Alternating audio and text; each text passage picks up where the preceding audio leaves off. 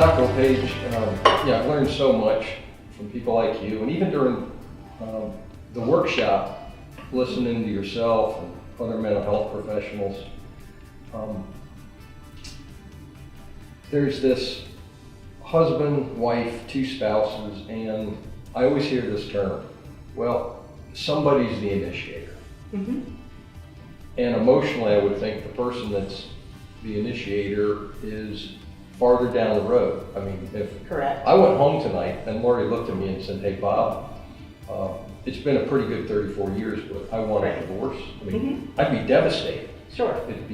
I'd probably be in some form of emotional shock. Mm-hmm. I mean, when you're in the middle of it, what are some things you can do that'll help you get unstuck and be able to face the fact that this is going to happen? Right. There's nothing I can do about it. Yeah. So what do I do about moving on and getting unstuck? Right.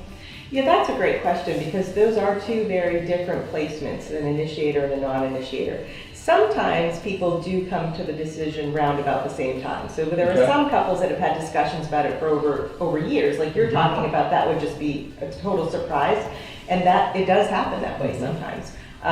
So what the initiator can do is try and exercise some patience. They've had more time to process this. They've had more time to think about a new life vision. They've had more time to just prepare, whether it's practical things or emotionally, for what comes next. And the non-initiator hasn't had that time, so they need a little time and space.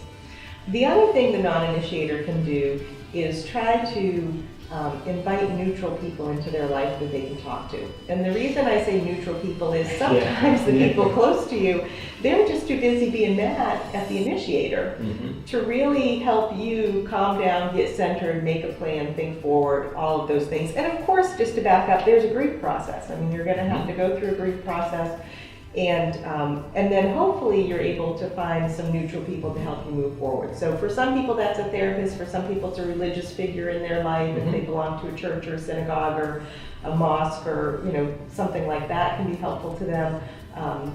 If they have friends who tend to be neutral, so some of us know, you've got the friends who, whatever you're going through, they're kind of right there with you and almost too much of a champion. Like you're never in the wrong and they're just on your side, which is great. But you also have those friends that can just help you say, okay, we need to think forward. So sort of practical, let's think about this, let's plan this out.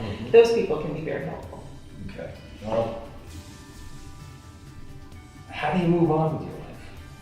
Yeah, that's sort of the question that everybody gets to, whether they're the initiator or not, or whether they even come to this decision together over courses of conversations and they're sort of both on board with needing to move on.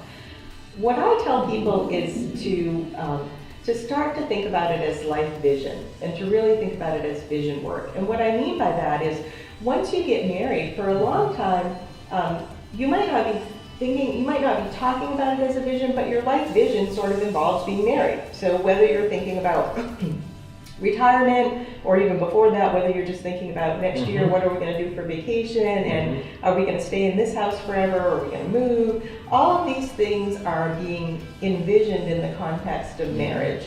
And so what I say is step back and do what I call vision work. Start to work on envisioning your life as a non-married person and what that might look like.